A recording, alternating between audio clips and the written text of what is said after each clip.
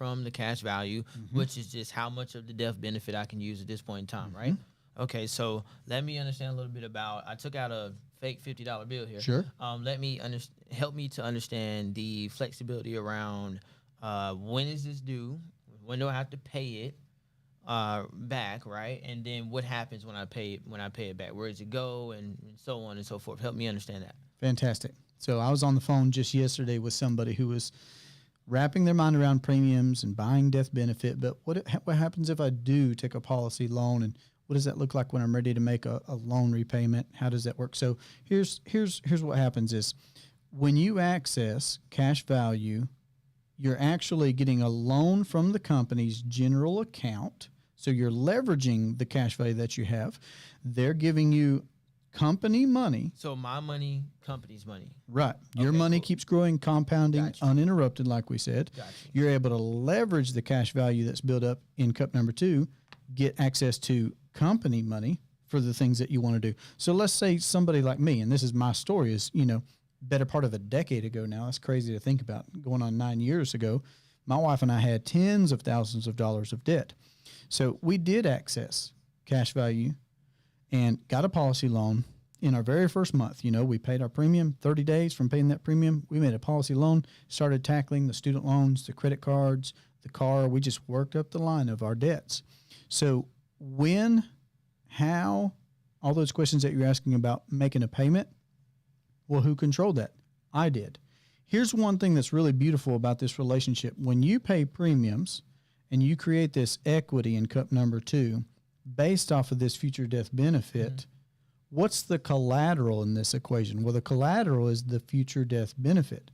So there's no car to pull out from under me. There's no home to pull out from under me. The collateral in this relationship, and that's why this is the ideal asset for a private money system, is it's a self-collateralizing asset. It provides the equity that we can use, and it also provides the collateral in and of itself. So I get to decide when to replenish this cutback from paying off my credit cards or paying off my student loans, et cetera. Yes, guys. So if you're hearing, I know what I heard, which was powerful, and what I heard Jesse saying this whole entire time is control. That's like the one word that kept coming to my mind this whole entire time. Is like when you was like, well, who controlled this whole process or whatever the case is? I did, right? And so exactly, it's having that control. So what you were saying is, in layman's terms, is that I can choose how and when to pay this loan back if I want to, right? Yep. And when I do, because I'm the bank, I'm assuming I keep all the money I pay back because I'm the bank. And because it came from my guaranteed death benefit, and which is, entitled to me or, my family members, right? Right, Because most of us we probably won't make it to 121, right? But it's entitled to me and my family and the people that I love and care about. So that's really cool, man. I like the way you broke that down.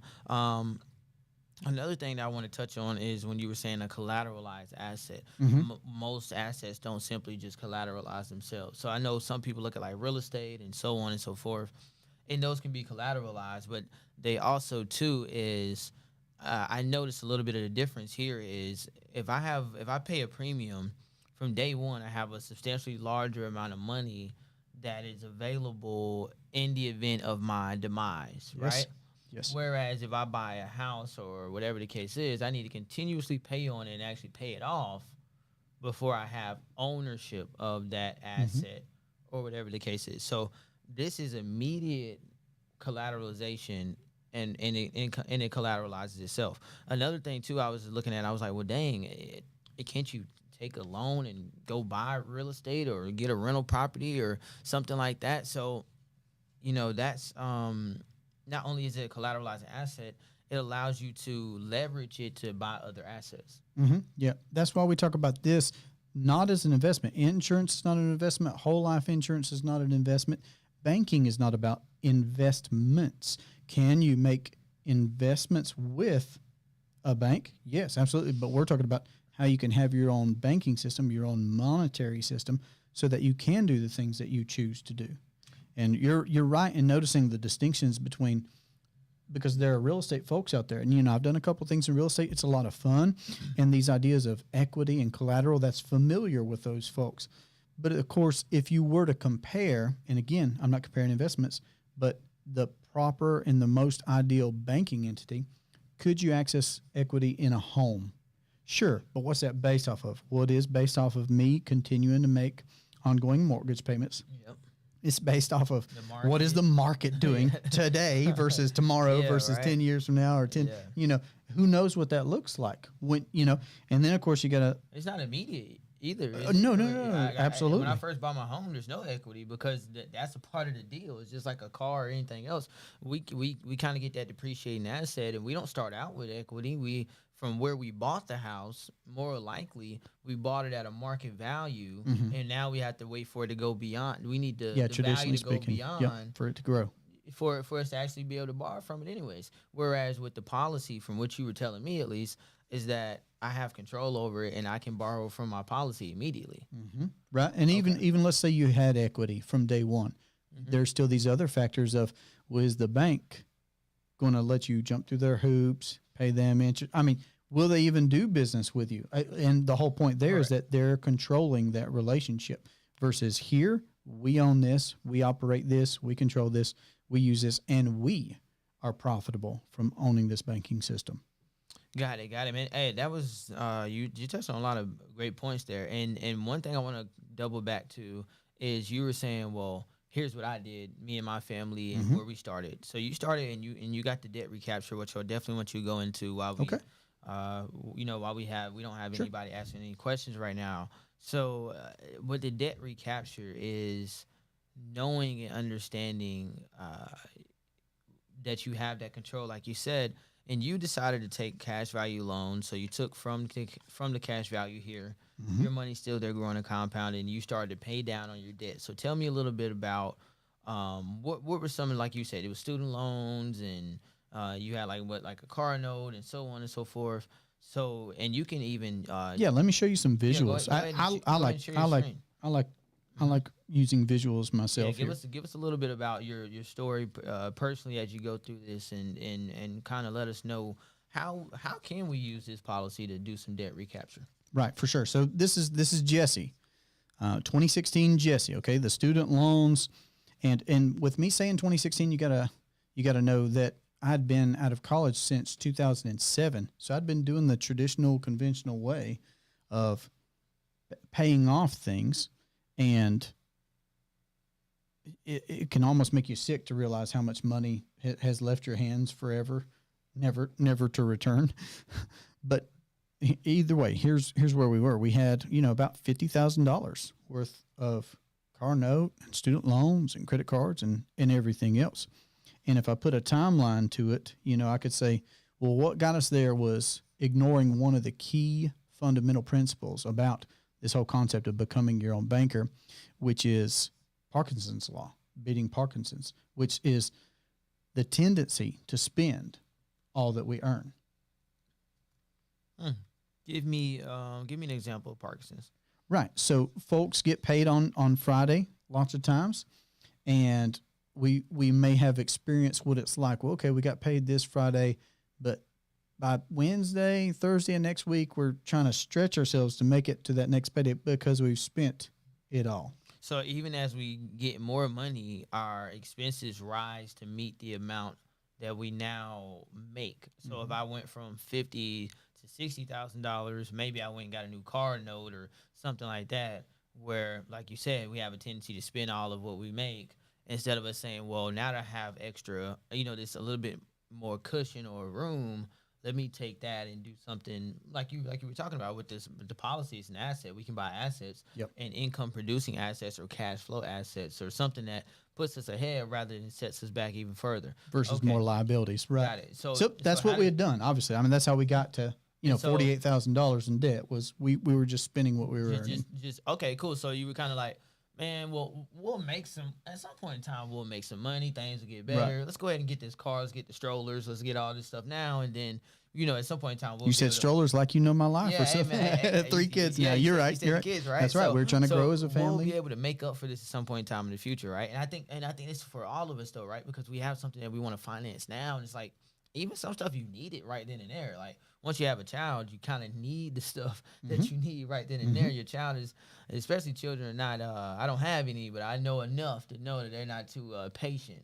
Money required. On a lot of Money right? required on those things. So yeah, man, give us a little bit more into like the debt recapture and how that worked for us. Yeah, so this is a bit of a visual on our timeline. Then we got our first policy in 2016, and life continued along the way. We took vacations, of course. We started tackling this debt, and that's what I'm going to focus in on. And we did some business travel. We did a couple of real estate deals, and but the summary is that we have built 6 policies so far.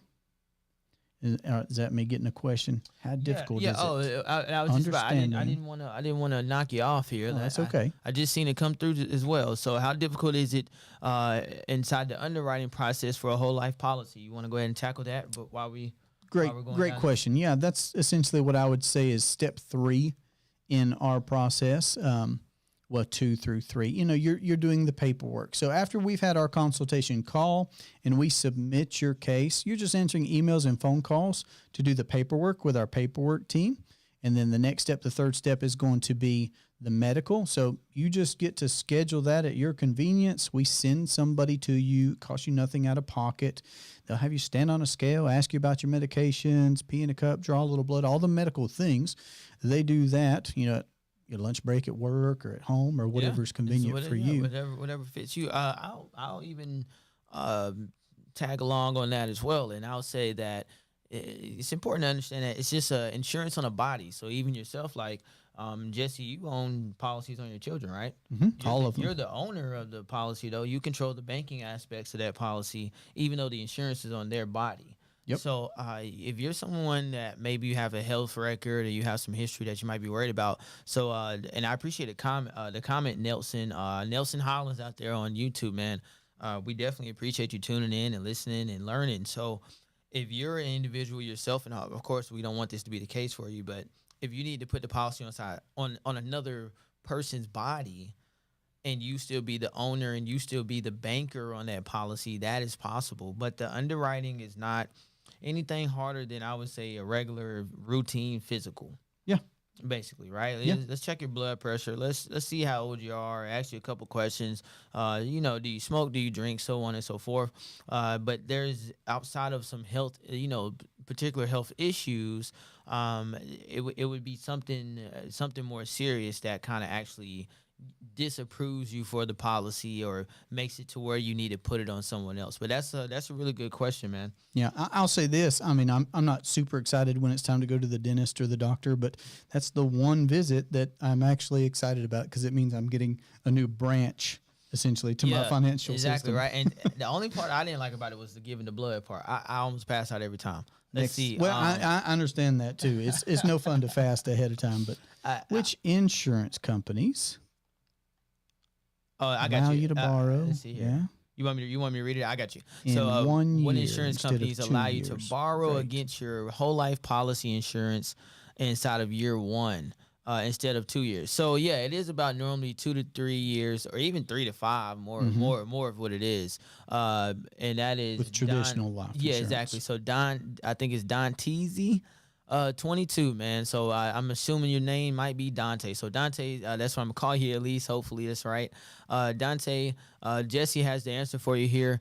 You're saying which insurance companies, and what I'll do is I'll kind of set it up for you, a little alley hoop here. It's not about it's what type of insurance companies is what matters, and so dive into that. And then how the agent builds a policy for you. So, right, it could be 3 or 5 years with traditional whole life insurance. So when we say whole life insurance, we're talking about properly structured whole life insurance with mutual companies that pay dividends.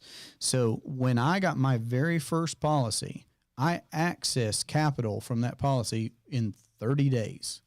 So I was immediately using that policy to jump in on these debts that I was paying off. So yeah, I mean, are there companies out there and are there policies that are built to where you can only access capital in 1 year or 2 years? That's true.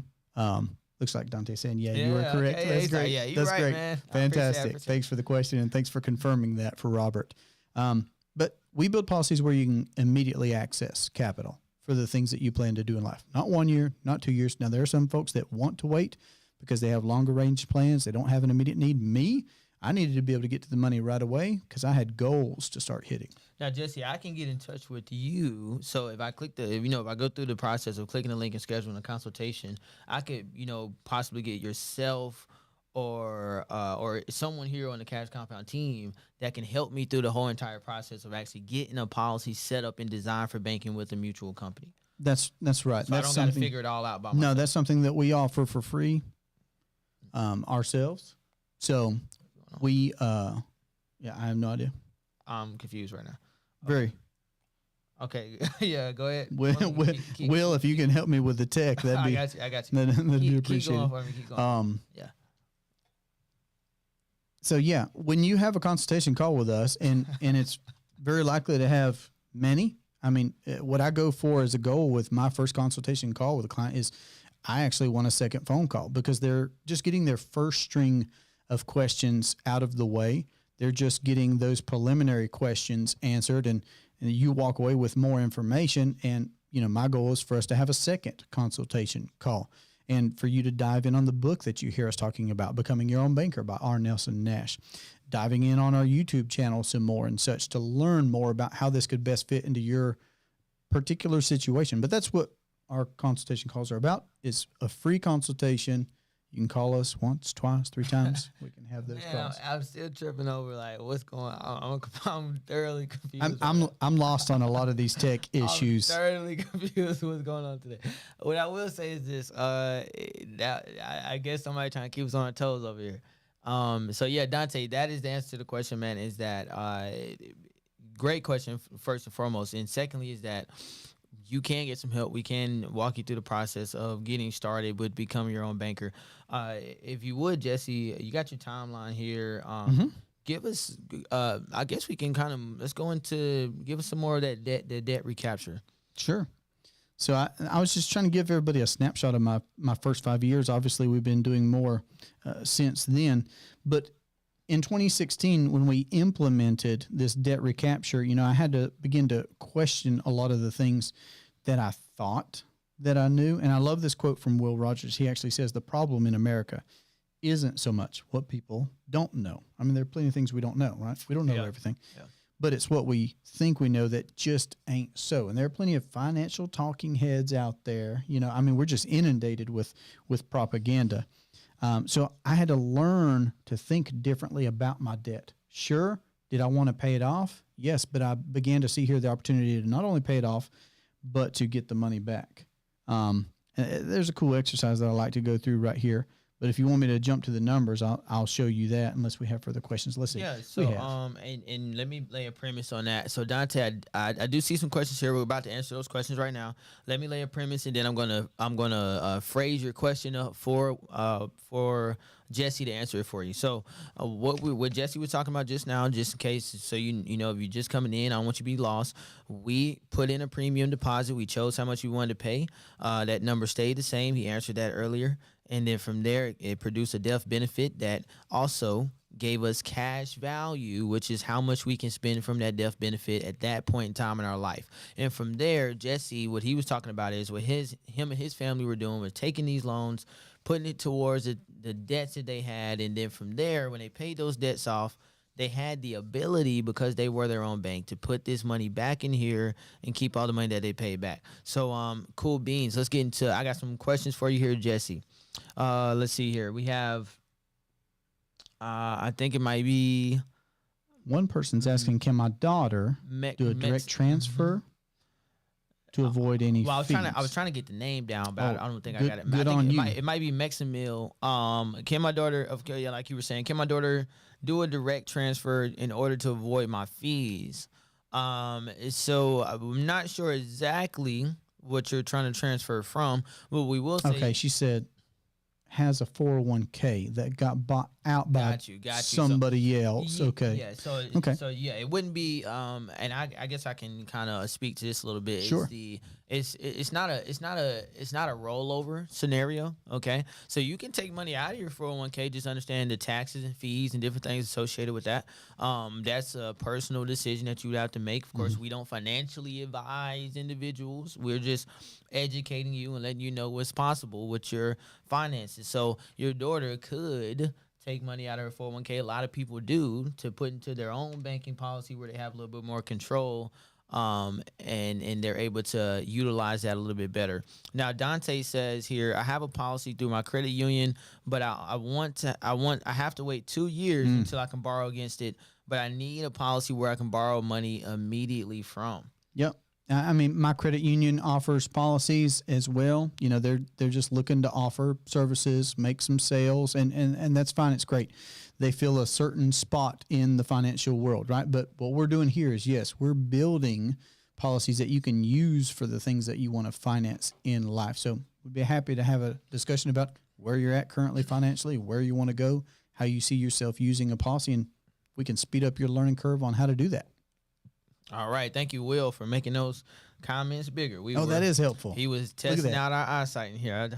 Producer Will's amazing. Yeah, he's doing his thing. So yeah, cool. So Danteezy, you can get on, click the link. There's some links here inside the bios. There's some if you're on our YouTube channel, plenty of different. Put my calendar link in the chat. Yeah. Go ahead and put it in there. But there's definitely links around, and plenty of different opportunities for you to get in touch with us to personally talk through how you can get one of those policies set up.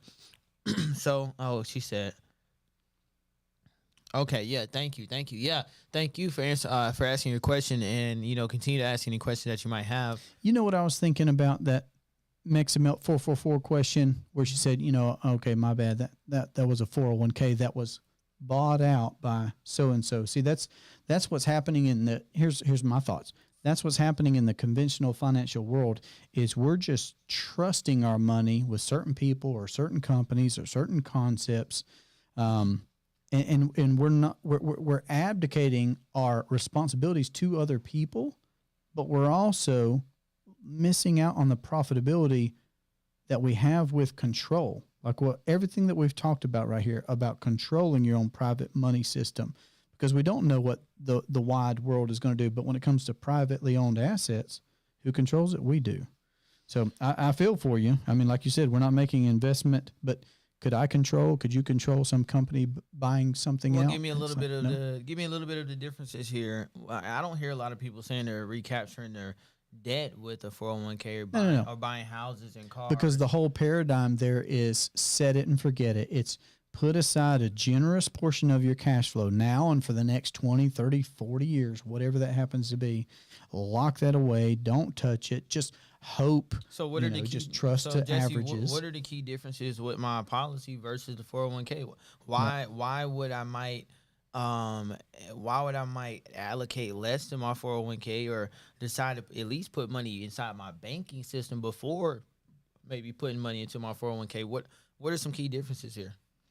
So there are no less than 16 that I'm aware of that make a properly structured whole life policy the ideal asset for doing anything, right? Just like you're saying, could you invest from your private monetary system? Absolutely. If you're in love with the market or real estate or stocks, like do that, great. But just recognize that everything is financed. And if you do begin to compare financial assets, control is a big one. Do I control when I come in from day one how much the input is? Yes, I do. I get to decide how much goes into cup one. Do I know? Is that a guaranteed thing that I know the death benefit that it buys for me? Yes, it is. Guaranteed. What's guaranteed in the market? I think there's one or two things that are guaranteed in the market. A lot of times you could say that, well, it's guaranteed that you won't go below zero, but that's not very encouraging.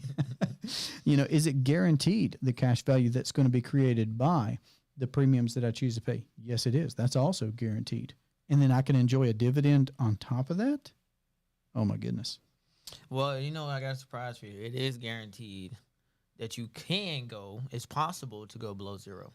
A lot of people don't know that. It's called leverage or marginal trading. It actually is possible for you to go below zero. Crazy enough to think. Trust me, I know because I have been inside that world and I have done it. So I'm telling you. How excited were you about that? It wasn't super exciting. I can say that much. It was not. Linus, man, I think and let me know if I'm saying your name incorrect, man. Yeah. Because at one point I was saying Linus and everybody was like, no. So yeah. Yeah, Linus. Linus, my man is I think he hasn't joined his audio yet.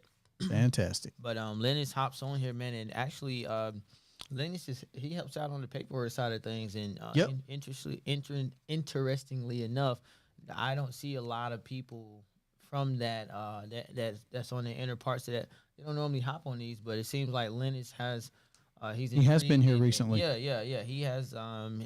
He has a will to learn and want to know more things. So Lennox, I appreciate you for hopping on and joining us. I appreciate you for being here today.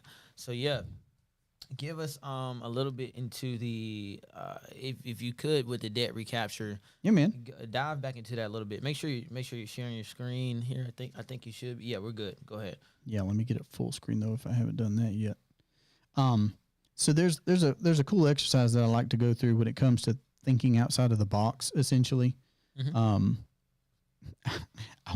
I'll skip it for now. I'll hold that. I'm gonna hold you in limbo on it. But suffice it to say that our imagination plays a big role in understanding this concept and then implementing it, because we're using a very conventional product, but in an unconventional way. Excuse me. So whole life insurance been around a lot longer than you and I. So it's a conventional product, but we're using it in an unconventional way. And we're using it to address the problem of the interest dollars that we're bleeding out on all the things that we're wanting to do in life. The average All-American is bleeding out in interest dollars. And, to put a number to it, we spend a certain amount on autos, housing, living, savings. Here's your boring bar graph, right? But the point is that, about 35% of every dollar that we spend is just leaving us. Looks like it's either forever. going to a payment or interest. Either way, the majority of our money looks like it is. It's not staying with us. The savings is comparatively low in terms of when we look at that in reference to what we're actually paying. So we're not saving a lot of money, and I guess that's the importance around. Being able to save and spend at the same time. Am I wrong, or am I right about that? Oh no, you're right. With us losing that volume out of our cash flows. I mean, just imagine whatever it is you earn every week or biweekly or monthly, and just imagine about 35% of that pie just gone, evaporating.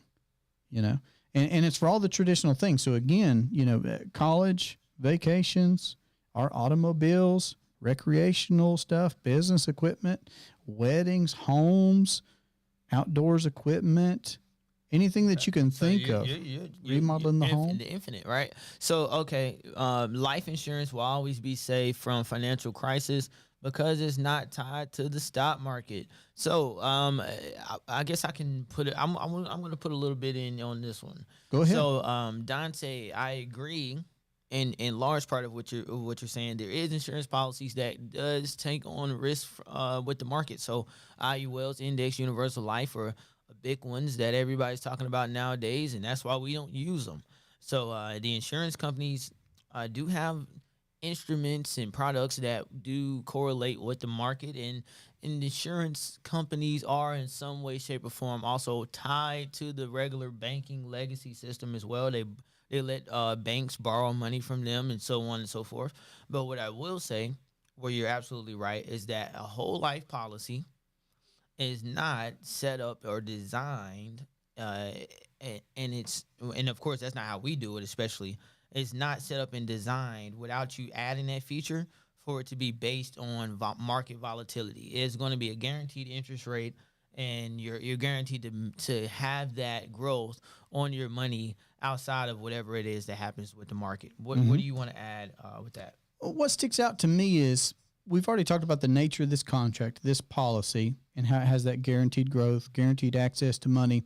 And then when you do look big picture, like what you're describing, Robert, you got to think about, okay, well, there are these, and there are several great mutual life insurance companies that have been in business for well over 100 years, and not only been in business, but been paying consecutive dividends. So they've been profitable. Okay. Got it. And when I think about the life events that have happened over the past 100 years, like these companies have been around, I mean, there's Vietnam, there's Korea, there's that small thing called World War One, and then World War Two, Two, and the Spanish flu, and the .com bubble, and the if we don't housing get right, it crisis, might be number 3 and, coming. and all these different things. Yeah. And yet these companies have not only paid out their death benefits like they guaranteed, but they've been profitable as well. And for us to be able to be part owners of such a company, it's a beautiful thing. So for the people at home, just I'm gonna do a layman's terms or uh, insurance for dummies here. I don't know anything. So to me, based on what you said, is dividends are profits that the insurance company made that they then pay out to policyholders because we have a policy with them. Is that correct? Yes. Okay. And does every insurance company do that? No, they're stock insurance companies, and They their pay those dividends earned there, to who? Who do they but pay just to? the stock owners. But they don't. So they don't. If I don't have the right company, Not I'm the not getting policyholders. I'm not getting Right. any dividends paid to me for owning a policy. Right. I got you. So that's why we want to use a mutual company, and more importantly, that's why we want to have our policy set up and designed with guaranteed, and we don't have to worry about any market volatility, and we're having dividends paid to us as well. That's right. Got it. Man, I love it. Like it. So, going into, like you were saying, with the infinite uses of the policy, and how we're able to do different things like buy cars, houses, planes. You had everything on there. Let's go a little bit more into the debt recapture and keep taking me through this here. Right. So the conventional approach, of course, is you either, and the visual here is you go into a hole, you go into debt, okay, and you slowly make your payments, paying somebody else interest on their terms and conditions to get back to zero.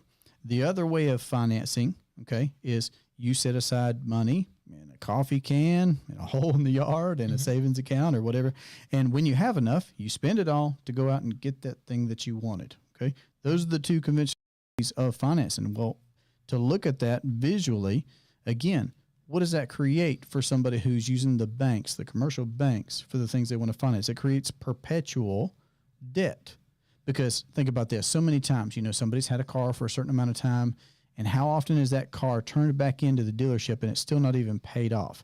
So now we're just adding interest on top of interest that's going to somebody else, forever leaving us. So all those things that we're swiping the card for or financing with a bank is making us create profit for somebody else when we could be keeping that ourselves. Sometimes we even refinance, is what you're saying. Mm-hmm. We just keep on kicking that can down the road. Oh, okay. Right, for sure. And then the other way is, my cash is king, folks. Folks that they don't want to have debt. They slowly. You know who you kind of look like right there. Go ahead and say it. Yeah. He's not this handsome. He's not this handsome. Boy, he like wants him. He wants to look like you. Good old Dave, man. Good old Dave, man. And that's cool and everything. And I love some of his books. We've done book reports anyway. So, but the idea there is, don't owe any man anything. Set aside your money, pay cash for the things that you want to do. And what people don't do here is give a value to the time that it takes to do this. And then when they do go out and pay cash for something, what happens? Well, you go back to zero. It's all liquidated. The principal that you'd set aside, the interest that you otherwise could have enjoyed. So no matter which of these conventional ways that people finance things, they still end up at zero, Robert. So you're saying that rich people and wealthy people all around the world leverage debt because of the opportunity cost and the time that it takes to save up a bunch of cash to get exactly what you want, only just to start back over from zero and have to save up again to get back to that same point, or even higher, depending on what we want to buy. So that's the reason why wealthy individuals do stuff like what we're talking about, being able to leverage an asset and buy things, even though we're not using cash. Mm-hmm. So to me, that makes a lot of sense. Is like you were saying, it's a lot of time in between zero to hero.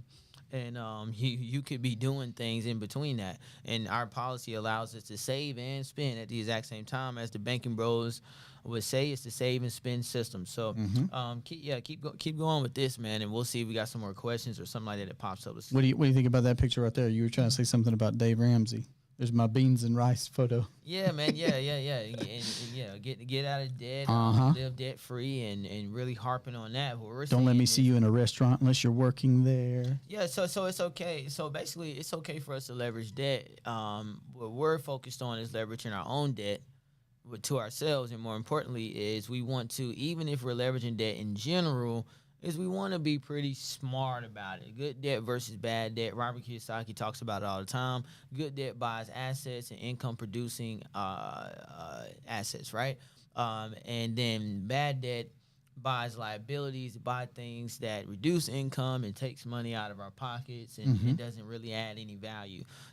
So cool. So yeah, that's, we want to think like wealthier individuals. I tell people all the time, Susie Norman, Robert Kiyosaki said this.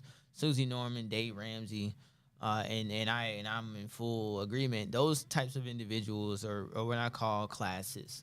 And it sounds like really, really bad, the word, but it's actually it simply means that it's different individuals that believe in class systems, and they believe that wherever, kind of like the Indian class system. I don't know if you're a history geek like myself, but way back when there were just different social classes, and Okay. and whatever you were born into is kind of what you stayed at. So if your dad was a blacksmith, you would be a blacksmith, your son would be a blacksmith, and so on and so forth. They didn't have that capitalistic approach to it where you could start out as a blacksmith but end up being the leader of the country or something like that, right? So it was kind of like you just kind of stay where you're at, and I think that that's what you have to be very mindful and protective of your mind and what you're taking in.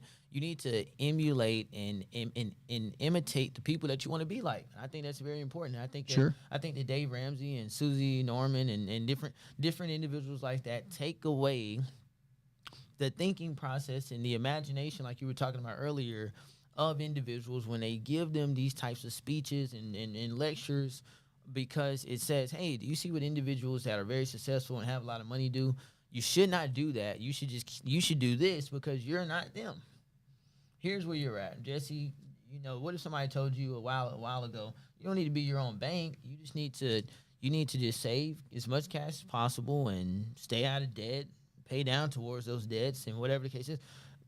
Would you have gotten back all the money that you spent on those debts and all the stuff Nope. in cars? And you see what I'm saying? So what if somebody said, you are all you're ever going to be at this point in your life, and so therefore, this is what you need to do. You don't need to try something different, or you don't need to try to go do what you see other wealthier individuals doing. How would that have impacted you and your family today if you would have took that kind of advice and stayed with it?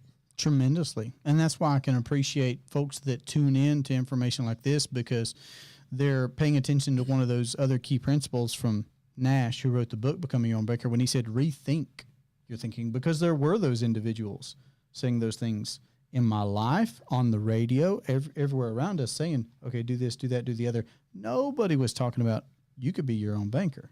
So thankfully I was open-minded enough to be able to pick up a book, vet it for myself, tune into a webinar like what we're doing right now, This Ask Me Anything, where I can have my questions answered and learn about it. And just like you said, too, nobody was talking about becoming your own bank. I was even hearing the whole, good debt, bad debt, and leverage. It's okay to leverage debt and stuff like that. Debt's good. But I wasn't hearing be your own bank and leverage debt. I wasn't hearing that. So that was a new concept to me, too, man. So go a little bit further. How about this? Just because I know what you're talking about, and I enjoy, that language of assets versus liabilities, for example. Think about this. Banking takes place on assets and liabilities. Yeah, exactly. It's just transactions. Is really what it is. So take us through. I see here. Okay, I got right. So yeah, 2016 we started paying things off. We started paying off credit cards. That debt. That's right. We were funding a policy. We were leveraging the policy. We were paying off the credit cards, then paying off the student loans. So that's just the one thing that we changed. Was we started using this whole life policy, which again, you can't say whole life without again trying to remind people, hey, think outside of the box here. Just be open to actually questioning what you think you know, so that you can see how this banking system could help you pay off the debts that you want to pay off. And so not only did you finance those debts and you finance some of the other things you were talking about with vacations and so on and so forth, you got the money back from doing that. And you would not have done that if you listened to other talking heads on the internet and that's out there saying, hey, don't you stay away from that whole life. You stay away Right, from, because it's trash. Yeah, and, you and stay, scumbags sell it and everything else. You don't need to Right, do for what sure. wealthy individuals do. You just keep on doing what kept you broke. So, Right, and I don't plan on doing a deep dive right here, but I mean these are the more than a dozen reasons of why I think that a properly structured policy is the ideal asset for a banking entity. Even though people say having a whole life policy, well, that's just for death benefit. That's just giving you a guaranteed death benefit, and it does do that for sure. Everybody's familiar with the death benefit that a life insurance policy gives, but with a properly structured whole life policy, there are lots of living benefits that we can enjoy. And these are several that I give talks I on. name off a couple of them. If you're somebody that listens but you don't do a lot of watching, maybe you're a truck driver or whatever, like myself. So vacations, family banking, charitable giving, reoccurring expenses, financial independence, intergenerational planning. You can leverage liabilities like recapturing your debt, real estate, and even more. So definitely good. Let's see here. Please explain the benefit of having multiple policies. So MSRYW. So I know who that is. That's a great question. you do know the person? You know? Yeah. I'm drawing a blank on the. I want to say Mary, but I don't want to get it wrong. We've been on an Ask Me Anything before, so fantastic. Glad to see you back here again. So when I got started, if I flipped back to we're gonna call slides, you Mrs. W. How about that, Mrs. W? Is that good? You want to go with that? I'm telling you, it's right on the verge of my memory. Anyway, great question. So when I started, we had this mountain of debt that we had to pay off, close to $50,000 that we had to pay off. That was not an overnight process.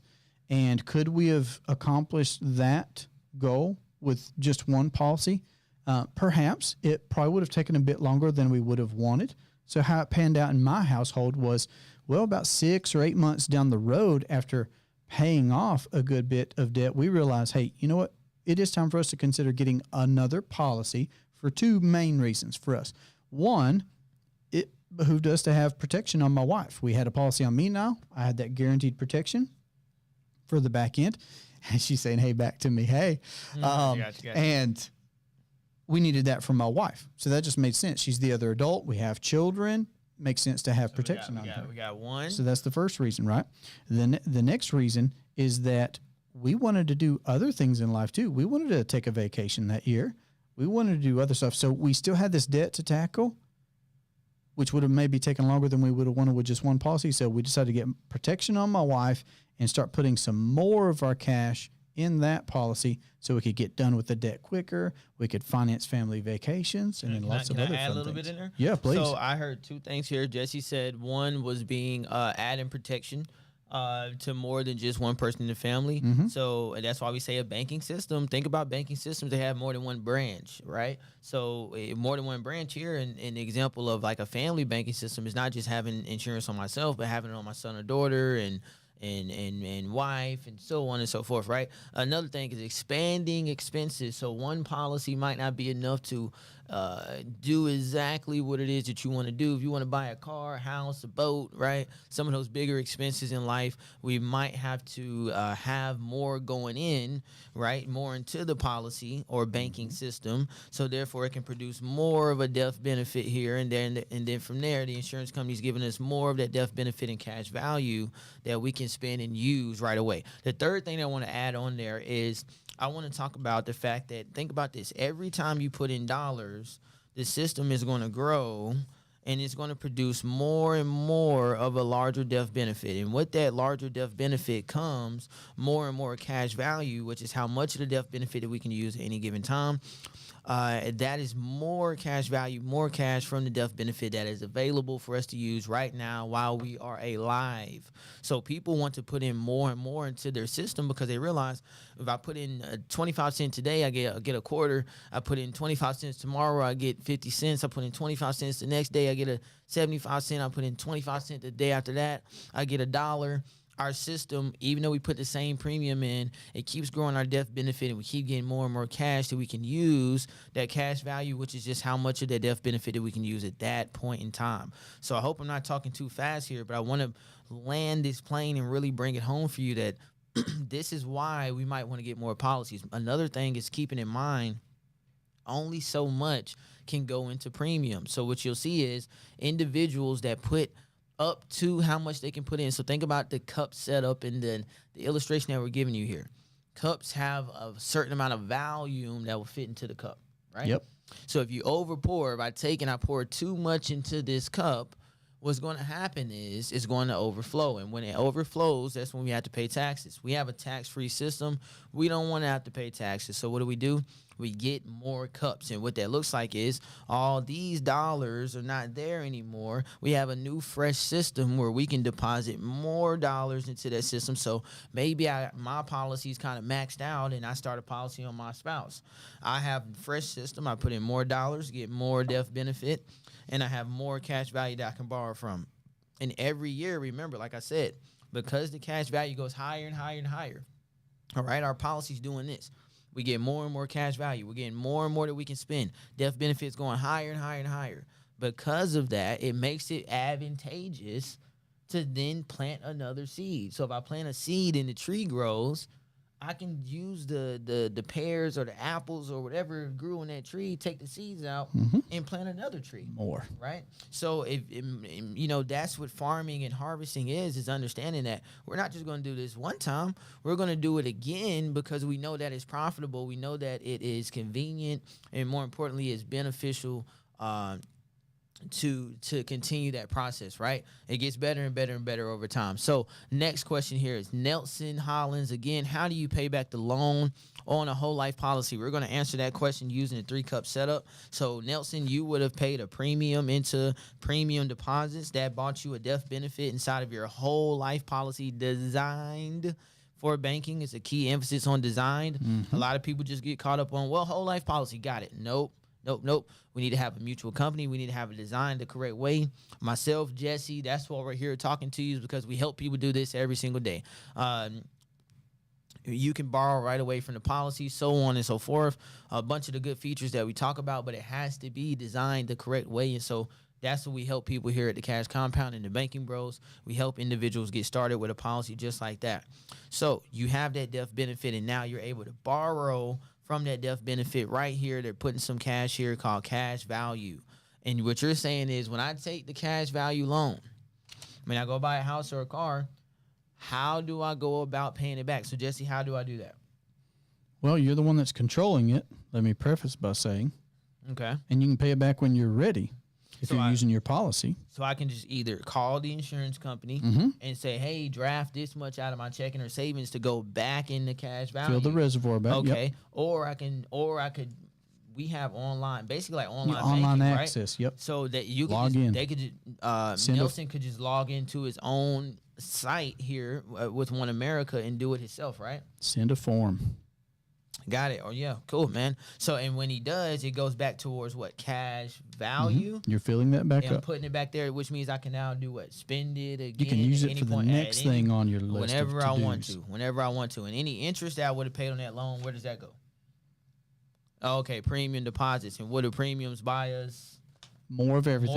More death right? More of everything, right? More death benefit, which means now we get what? More cash value to spend. That's right. So I know we've been on for a good little while now, guys. I appreciate the people that came in and asked some questions. So hopefully we were able to help some people and add some value. Lennis, thank you for coming on and joining us, man, and thank you for what you do on the other side of things. You are great. We appreciate you. Yeah, you definitely help us out a lot, man. You are appreciated in the process that you help people through.